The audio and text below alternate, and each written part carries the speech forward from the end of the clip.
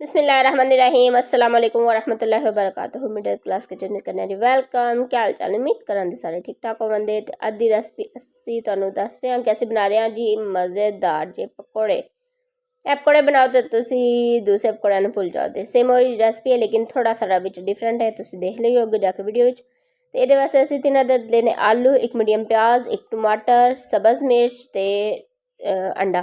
सब्ज़ मिर्च तुम ज़्यादा भी कर सकते हो लेकिन मैं थोड़ी कम ही रखांगी क्योंकि बच्चे ने खाने होंगे। तो इतने असी आलूओं की कर रहे हैं कटिंग, बारीक बारीक आलूओं की कटिंग कर लेनी है लंबाई विच।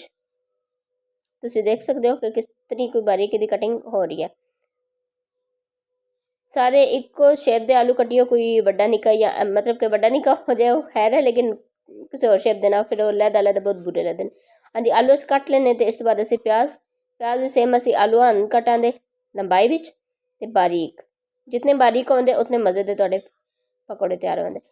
हाँ जी, तो इत्थे असी नाल टमाटर कट लांदे। टमाटर एक अद्धा टमाटर साढ़े कोल मीडियम साइज़ दा आया ते असी उनदी कटिंग कर लांदे। अक्सर लोग पकौड़े टमाटर नहीं बने लेकिन पाओ तो काफ़ी मज़ेदार टेस्ट आंदा है। उस तो बाद असी सब्ज़ मिर्च कट लांदे विच।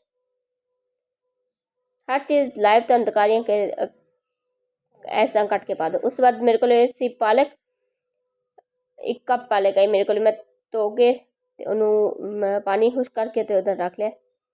हाँ जी,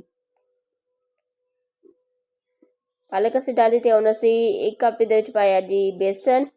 उस तो बाद खुश्क धनिया एक चम्मच, खुश्क धनिया बाद असी पावे दरफन मिर्च एक चम्मच, असी दरफन मिर्च डालेंगे दे। इस तो बाद असी डालेंगे जीरा एक चम्मच, नमक एक चम्मच, या नमक तुम अपने हिसाब तो डाल सकते हो लेकिन मैं एक चम्मच डालिया।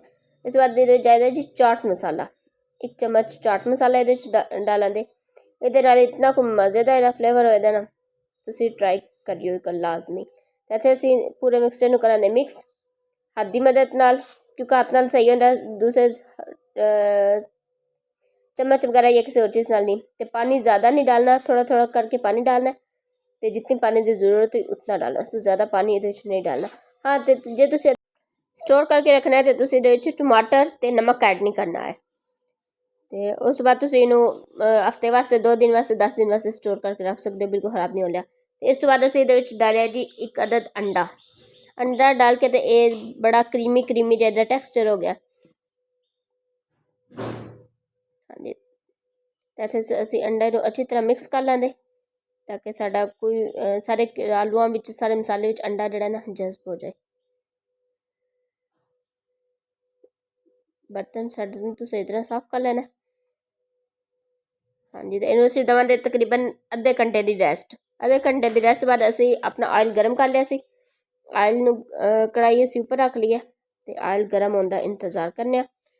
नॉर्मल ऑयल गर्म हो, ज़्यादा ऑयल गर्म होया ना तो पकौड़े जाने साथ जल जाते तो बिचू रह जाते कच्चे। तो बेहतर है कि तुसी पहले कोई थोड़ा सारा आलू वगैरह डाल के चेक कर लो। साडा ऑयल तकरीबन नॉर्मल हीट ते गर्म हो चुका है।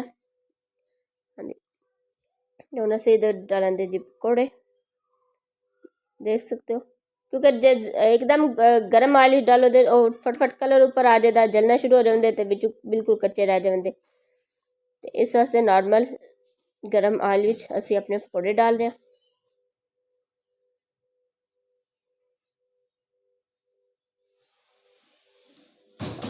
हाँ जी, पकौड़े पकौड़े 3 तो 4 मिनट बिल्कुल नहीं हिलाना, ताकि एक दफ़ा सही तलू थोड़े पकौड़े पकना शुरू हो। तो उस तो बाद फिर असीं इन्हां दी साइड चेंज करांगे। उस तो पहले बिल्कुल इधर चम्मच वगैरह या कोई भी चीज़ नहीं लगानी है। हाँ जी, तो इत्थे साढ़े पकौड़े तकरीबन एक साइड तो थोड़े पक गए ने, तो असीं इन्हां दी साइड करांगे चेंज। हाँ जी, तो हुण दूसरी साइड तो भी असीं इन्हां नूं पकावांगे।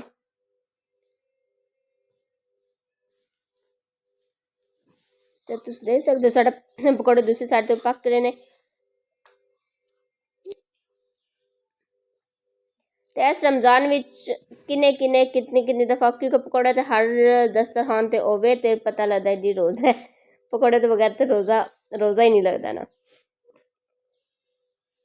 इबादत है अपनी जगह, लेकिन अफतारी विच पकौड़े ना होन ते फिर अफतारी भी तो नहीं फील होंदी है ना।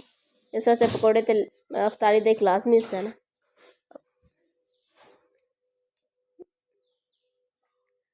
हाँ जी, तो इत्थे थोड़ा वेट करने इन्हां दा कलर आवन दा ते पकौड़े दे पक्कन दा। साढ़े पकौड़े का देख दो कितना अच्छा कलर आ चुका है। इस तो ज़्यादा कलर नहीं देना क्योंकि बहुत ज़्यादा अजीब जहा लगता है। इन्ना गोल्डन कलर बहुत अच्छे पकौड़े लग रहे हैं तारे। आलू असी इत्थे कोशिश करन कि जितना निकल सके निकाल दो। हाँ जी, तो इत्थे असी हुण दूसरा डालां दे